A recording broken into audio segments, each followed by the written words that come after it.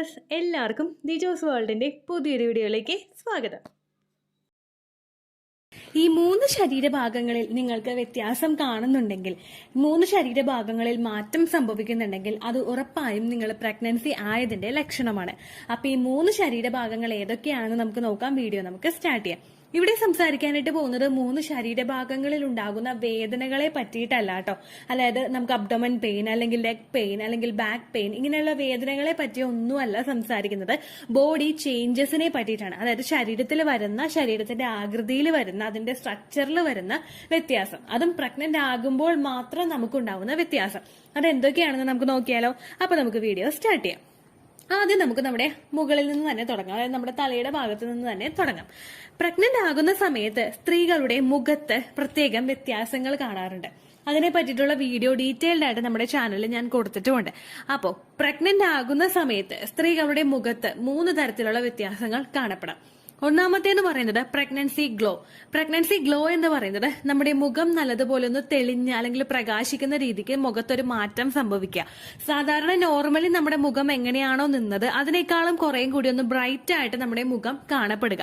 നമ്മുടെ ശരീരത്തിലോട്ടുണ്ടാകുന്ന blood circulation നമ്മുടെ ഫേസിലോട്ടും അതുപോലുള്ള എല്ലാ ഭാഗത്തോട്ടും നമ്മൾ പ്രഗ്നന്റ് ആകുന്ന സമയത്ത് ഉണ്ടാകുന്ന ബ്ലഡ് സർക്കുലേഷൻ കുറച്ചൊന്ന് കൂടാറുണ്ട്. ഈ ബ്ലഡ് സർക്കുലേഷൻ കൂടുന്നതിന്റെ ഭാഗമായിട്ട് നമുക്ക് ഇത്തരത്തിലുള്ള വ്യത്യാസം, പ്രഗ്നൻസി ഗ്ലോ, നമ്മുടെ ശരീരത്തിൽ ഫീൽ ചെയ്യാം. എന്റെ ഫസ്റ്റ് പ്രഗ്നൻസിയിൽ എനിക്ക് ഉണ്ടായിട്ടുള്ള ഒരു കാര്യമാണ് ഈ പ്രഗ്നൻസി ഗ്ലോ എന്ന് പറയുന്നത്. അതായത് എന്റെ ഗ്രാൻഡ് മദർ പെട്ടെന്ന് ഇങ്ങനെ മുഖത്തൊരു വ്യത്യാസം കണ്ടപ്പോഴേക്കും, ഞാൻ പ്രഗ്നൻസി എല്ലാവരോടും ഒന്നും പറഞ്ഞിട്ടുണ്ടായിരുന്നില്ല.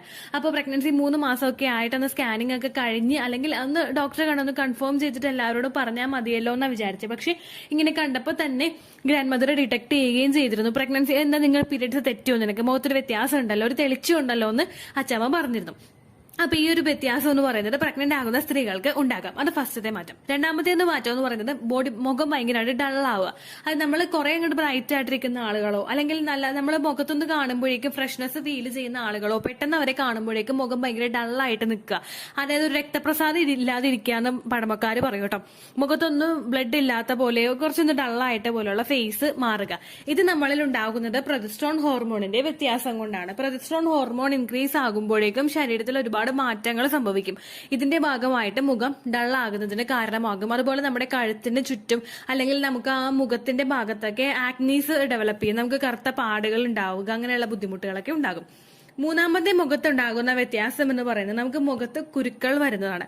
ഏർലി പ്രഗ്നൻസിയിൽ മുഖത്ത് കുരുക്കൾ വരുമോ എന്ന് പലരും ഇങ്ങനെ ചിന്തിക്കുന്നുണ്ടാകും. കാരണം ഇത് ഏറ്റവും കൂടുതൽ ഈ മുഖത്ത് കുരുക്കൾ വരുന്ന ഒരു ലക്ഷണം ഉണ്ടാവുന്നത് പീരീഡ്സ് ആകുന്ന സമയത്താണല്ലോ.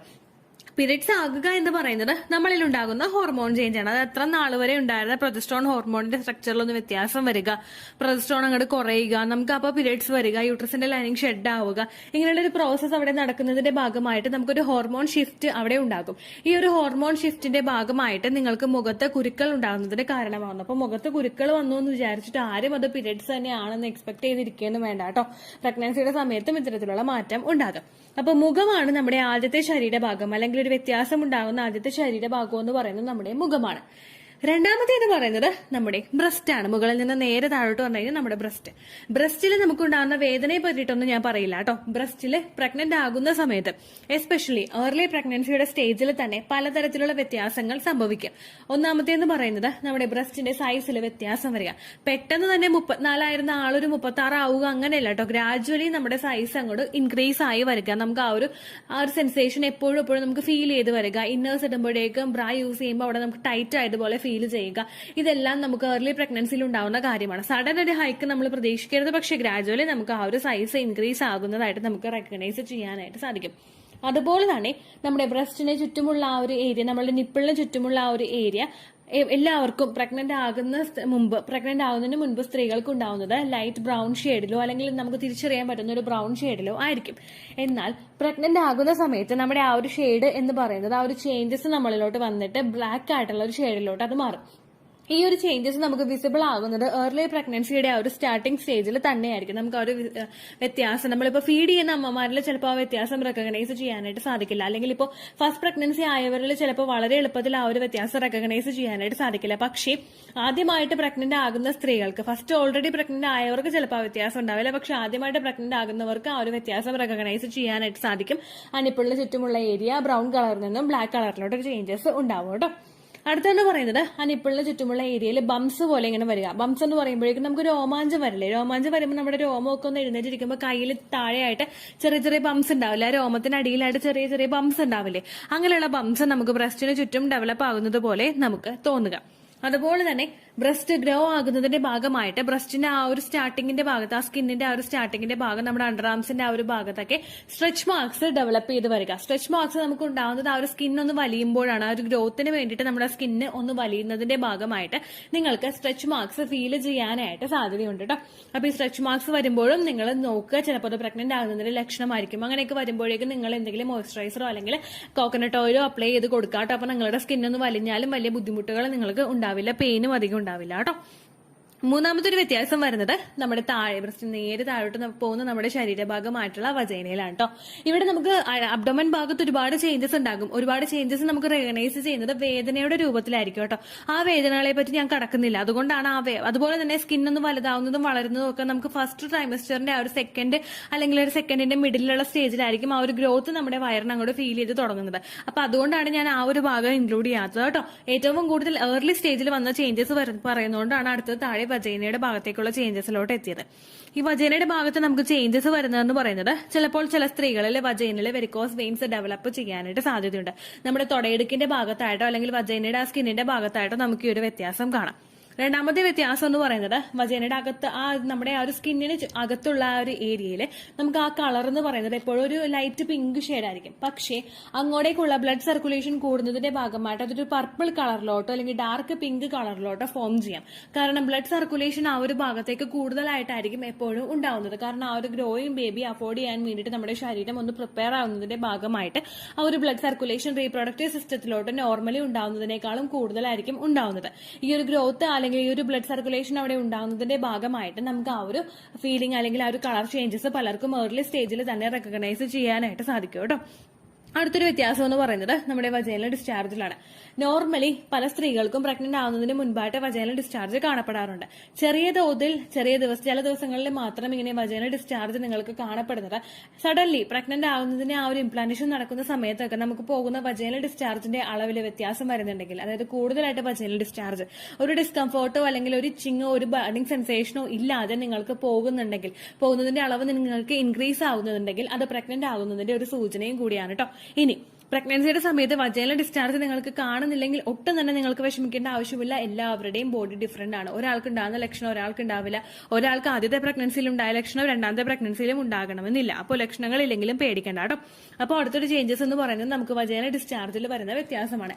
ഏകദേശം നമുക്ക് സ്ട്രെച്ച് ചെയ്യാൻ പറ്റുന്ന കൂടുതൽ ഡിസ്ചാർജ് ആയിരിക്കും നമുക്ക് ഉണ്ടാകുന്നത്. ഇനി തിക്കായിട്ടുള്ള ഡിസ്ചാർജ് ആണ് നിങ്ങൾക്ക് വരുന്നതെങ്കിലോ പ്രഗ്നൻസി പോസിറ്റീവ് ആയിട്ടുണ്ടെങ്കിലോ നിങ്ങൾ ടെൻഷൻ അടിക്കേണ്ട ആവശ്യമില്ല കേട്ടോ. അടുത്തൊരു വ്യത്യാസം എന്ന് പറയുന്നത് നമുക്ക് ഫ്രീക്വന്റ് ആയിട്ട് യൂറിനേഷൻ വരിക. നമ്മളുടെ ശരീരത്തിൽ ആ ഒരു ഗ്രോയിങ് ബേബിയെ ആ ഒരു നല്ലതുപോലെ തന്നെ നറീഷ് ചെയ്യാൻ വേണ്ടിയിട്ട് ന്യൂട്രിയൻസ് ആവശ്യമാണ്. അപ്പൊ ആ ഒരു പ്രവർത്തനം നല്ലതുപോലെ നമ്മുടെ ശരീരത്തിൽ നടക്കും. ഈ പ്രവർത്തനം നടക്കുന്നതിന്റെ ഭാഗമായിട്ട് കൂടുതൽ നമുക്ക് യൂറിനേഷൻ ഉണ്ടാകും. അതുപോലെ നമ്മൾ ധാരാളം വെള്ളം കുടിക്കുന്നതിന്റെ ഭാഗമായിട്ട് നമുക്ക് ഫ്രീക്വന്റ് യൂറിനേഷൻ ഉണ്ടാകും. നമുക്ക് ഡീഹൈഡ്രേഷൻ ഉണ്ടാകുന്നത് പ്രിവെന്റ് ചെയ്യാൻ വേണ്ടിയിട്ട് ഏർലി സ്റ്റേജിൽ നമ്മൾ ധാരാളം വെള്ളം കുടിക്കണം. അതിന്റെ ഭാഗമായിട്ട് നമുക്ക് ഡീഹൈഡ്രേഷൻ ഉണ്ടാകാം. തേഴ്സ്റ്റി, അതായത് ഭയങ്കര ദാഹം, നമ്മുടെ ശരീരത്തിൽ തന്നെ ഒരുപാട് ദാഹം നമുക്ക് അനുഭവപ്പെടുന്നത് ഇതെല്ലാം തന്നെ നമ്മൾ കൂടുതൽ വെള്ളം കുടിക്കുന്നതിന് കാരണമാകുന്നു. അങ്ങനെ വരുമ്പോൾ നമുക്ക് കൂടുതലായിട്ട് ഫ്രീക്വന്റ് യൂറിനേഷനും അനുഭവപ്പെടുന്നു കേട്ടോ. അപ്പൊ ഈ 3 ഭാഗങ്ങളിലാണ് നമുക്ക് ഫസ്റ്റ് ഏർലി സ്റ്റേജിൽ തന്നെ വിസിബിൾ ആയിട്ടുള്ള ചേഞ്ചസ് കണ്ടുവരുന്നത്. ഈ ഭാഗങ്ങളിൽ നിങ്ങൾക്ക് ചേഞ്ചസ് റെക്കഗ്നൈസ് ചെയ്യാനായിട്ട് സാധിക്കുന്നുണ്ടെങ്കിൽ നിങ്ങൾ നിങ്ങളുടെ ബോഡിയെ നല്ലതുപോലെ കെയർ ചെയ്യുക. ചിലപ്പോൾ അത് പ്രഗ്നന്റ് ആകുന്നതിന്റെ ലക്ഷണം കൂടിയായിരിക്കും കേട്ടോ.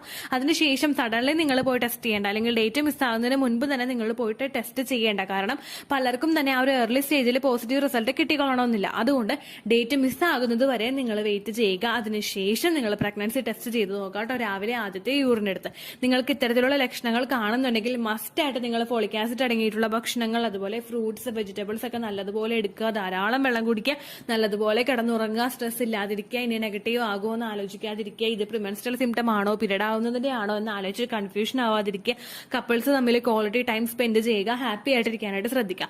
ഏർലി പ്രഗ്നൻസിയിൽ മിസ്കാരേജ് തടയാൻ സഹായിക്കുന്ന എല്ലാ ടിപ്സും നിങ്ങൾ ഫോളോ ചെയ്യുക. ഓവറായിട്ട് യാത്ര ചെയ്യാതിരിക്കുക, അതുപോലെ തന്നെ ഫിസിക്കൽ കോൺടാക്ട് ചെയ്യാതിരിക്കുക. ഇത്തരം കാര്യങ്ങളൊക്കെ ശ്രദ്ധിക്കുന്നത് നിങ്ങളുടെ ഒരു പ്രഗ്നൻസിയെ പിടിച്ചു കിട്ടുന്നതിന് വേണ്ടിയിട്ട് സഹായിക്കും. ഇത്രയേ ഉള്ളൂ വീഡിയോ.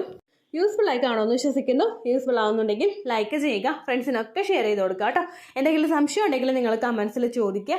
പണ്ടത്തെ വീഡിയോയ്ക്ക് കമന്റ്സ് ഇടുന്നവർക്ക് റിപ്ലൈ ലഭിക്കുന്നില്ലെങ്കിൽ ലേറ്റസ്റ്റ് ആയിട്ട് ഞാൻ ഏത് വീഡിയോ ആണോ അപ്ലോഡ് ചെയ്യുന്നത് അതിന് താഴെ കമന്റ് ഒന്ന് കോപ്പി പേസ്റ്റ് ചെയ്യാനായിട്ട് ശ്രദ്ധിക്കുക കേട്ടോ.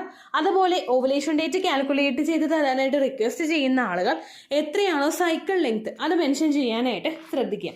സൈക്കിൾ ലെങ്ത് എന്നതുകൊണ്ട് ഉദ്ദേശിച്ചത് ഓരോ മാസവും എത്ര ദിവസം കൂടുമ്പോഴാണോ ബ്ലീഡിങ് വരുന്നത് അതാണ് സൈക്കിൾ ലെങ്ത്. കഴിഞ്ഞ മാസം ഒരു 8-ാം തീയതിയാണ് ബ്ലീഡിങ് ആയതെങ്കിൽ ഈ മാസം 6-ാം തീയതിയാണ് ബ്ലീഡിങ് ആയതെങ്കിൽ കഴിഞ്ഞ മാസം 8-ാം തീയതി മുതൽ ഈ മാസം 6-ാം തീയതി വരെ എത്ര ദിവസമുണ്ടോ അത് കാലണ്ടറിൽ എണ്ണി തിട്ടപ്പെടുന്നതാണ് നിങ്ങളുടെ സൈക്കിൾ ലെങ്ത്. സൈക്കിൾ ലെങ്ത് നമ്മൾ കൃത്യമായിട്ട് കാൽക്കുലേറ്റ് ചെയ്യുകയാണെങ്കിൽ ഓവുലേഷൻ ഡേറ്റ് എളുപ്പത്തിൽ കണ്ടുപിടിക്കാൻ വേണ്ടിയിട്ട് ഒരുപാട് ആപ്ലിക്കേഷൻസും ഒരുപാട് ഓൺലൈൻ ആയിട്ടുള്ള വെബ്സൈറ്റുകളും ഇന്ന് നമുക്ക് അവൈലബിൾ ആണ്. പ്ലേ സ്റ്റോറിൽ പോയിട്ട് ഓൺലൈൻ ഓവുലേഷൻ ട്രാക്കർ എന്ന് ടൈപ്പ് ചെയ്ത് കഴിഞ്ഞാൽ നിങ്ങൾക്ക് അതുമായിട്ട് ബന്ധപ്പെട്ടിട്ടുള്ള ആപ്ലിക്കേഷൻസ് കിട്ടും. അത് പറ്റുന്നില്ല എങ്കിൽ ഗൂഗിളിൽ പോയിട്ട് ഓൺലൈൻ ഓവുലേഷൻ കാൽക്കുലേറ്റർ എന്ന് ടൈപ്പ് ചെയ്ത് കഴിഞ്ഞാൽ അതുമായിട്ട് ബന്ധപ്പെട്ടിട്ടുള്ള വെബ്സൈറ്റുകൾ നിങ്ങൾക്ക് കിട്ടും. അതിൽ നിങ്ങളുടെ ലാസ്റ്റ് മന്തിലെ മെൻസ്ട്രേഷൻ്റെ ഡേറ്റും ഒപ്പം ഞാൻ ഈ പറഞ്ഞ രീതിക്ക് നിങ്ങൾ കാൽക്കുലേറ്റ് ചെയ്യുന്ന സൈക്കിൾ ലെങ്ത്തും എൻ്റർ ചെയ്ത് കൊടുക്കുകയാണെങ്കിൽ നിങ്ങൾക്ക് കൃത്യമായിട്ട് ഓവുലേഷൻ ഡേറ്റ് കണ്ടുപിടിക്കാനായിട്ട് സാധിക്കും. ഫെർട്ടൈൽ ടൈം പീരീഡും നിങ്ങൾക്ക് കിട്ടും. അതായത് എത്ര ദിവസം മുതൽ കോൺടാക്ട് ചെയ്ത് തുടങ്ങിക്കഴിഞ്ഞാൽ നിങ്ങൾ പ്രഗ്നൻ്റ് ആകും എന്നുള്ളൊരു ഡേറ്റും നിങ്ങൾക്ക് പ്രോപ്പറായിട്ട് കിട്ടും കേട്ടോ. ഇത് കാൽക്കുലേറ്റ് ചെയ്യുന്ന സമയത്ത് സൈക്കിൾ ലെങ്ത് കാൽക്കുലേറ്റ് ചെയ്യുന്ന സമയത്ത് നിങ്ങളുടെ ആ ഒരു കലണ്ടറിൽ നോക്കി തന്നെ നിങ്ങൾ കാൽക്കുലേറ്റ് ചെയ്യുക. പല മാസങ്ങളിലും 30-31 ദിവസമുണ്ട്, അതുകൊണ്ടാണ് അങ്ങനെ പറഞ്ഞത്. ഒപ്പം നിങ്ങൾക്ക് ബ്ലീഡിങ് തുടങ്ങിയ ദിവസത്തിന് വേണം നിങ്ങൾ ഡേ 1 ആയിട്ട് എടുക്കാൻ വേണ്ടിയിട്ട്. സ്പോട്ടിങ് തുടങ്ങിയ ദിവസത്തിനെ, അതായത് ചെറുതായിട്ട് ഡിസ്ചാർജ് പോയി തുടങ്ങിയ ദിവസത്തിനെ നിങ്ങൾ കൺസിഡർ ചെയ്യേണ്ട ആവശ്യം ഇല്ല കേട്ടോ. അപ്പോൾ ഇത്രയേ ഉള്ളൂ വീഡിയോ. അടുത്തൊരു വീഡിയോ ആയിട്ട് നമുക്ക് വീണ്ടും കാണാം. ബൈ.